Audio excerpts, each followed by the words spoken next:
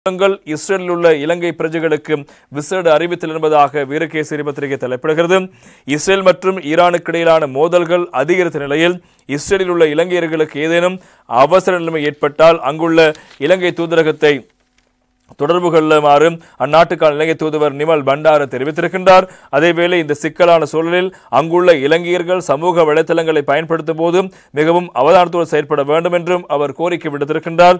மேலும் துபாய் மற்றும் அபுதாபி விமான நிலையங்கள் தங்கியிருக்கும் இலங்கையர்களிடம் தான் தனிப்பட்ட ரீதியில் பேசியதாகவும் அவர்களுக்கு தற்காலிக விசா கிடைத்திருப்பதாகவும் அவர் தெரிவித்திருக்கின்றார்.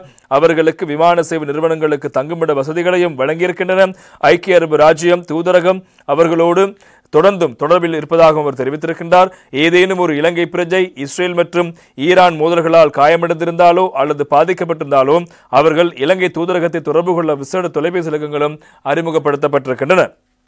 அதற்கமைய இஸ்ரேலிலுள்ள இலங்கை தூதரகத்தின் துணை பிரதானியை 009447147405 என்ற வாட்ஸ்அப் இலக்கத்திலும் தொழிலாளர் நலன்புரி ஆலோசகரை 009416833513 என்ற வாட்ஸ்அப் இலக்கத்துடனும் தொழிலாளர் நலன்புரி சேவைகளுக்கான இரண்டாவது செயலாளரை 001419742095 என்ற வாட்ஸ்அப் இலக்கத்துடன் தொடர்பு கொள்ளுமாறும் அறிவுறுத்தல் விடுக்கப்பட்டிருப்பதாக அந்த செய்திகளும் பிரதானமாக இடம்பெற்றிருப்பதை காலம். எனவே அங்கிருக்கின்ற இளைஞர்களுக்கு விதமான பாதிப்பு இல்லை என்பது அடிப்படையான செய்திகளும் இன்றைய தினம் பத்திரிகையில் வெளியாக இருப்பதை காணலாம். இருப்பினும் அங்கிருக்கிற நிலைகள் தங்களுடைய பாதுகாப்பை உறுதி செய்து கொள்வதற்கான விடயங்களை விசேடமாக கவனப்படுத்த வேண்டும். எனவே அதற்காக இந்த வாட்ஸ்அப் இலக்கங்கள் மற்றும் தொலைபேசி இலக்கங்களை தொடர்பு கொண்டு தங்களுடைய இருப்புகள் மற்றும் பாதுகாப்பை உறுதிப்படுத்திக் கொள்ளுமாறும் அந்த செய்தி பிரதானமான செய்திகளாக இன்றைய தினம்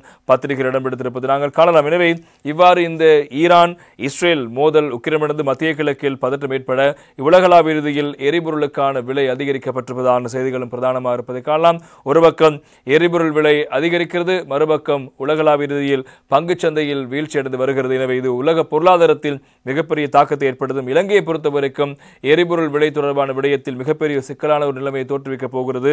இந்த யுத்தம் தொடர்ந்தால் இலங்கையில் எரிபொருள் விலை அதிகரிக்கப்படும். எனவே அதிகரிக்கின்ற போது ஏனைய சேவைகள் கட்டணங்கள் தொடர்பான விடயத்தில் பாரிய பிரச்சனை உருவாகும்.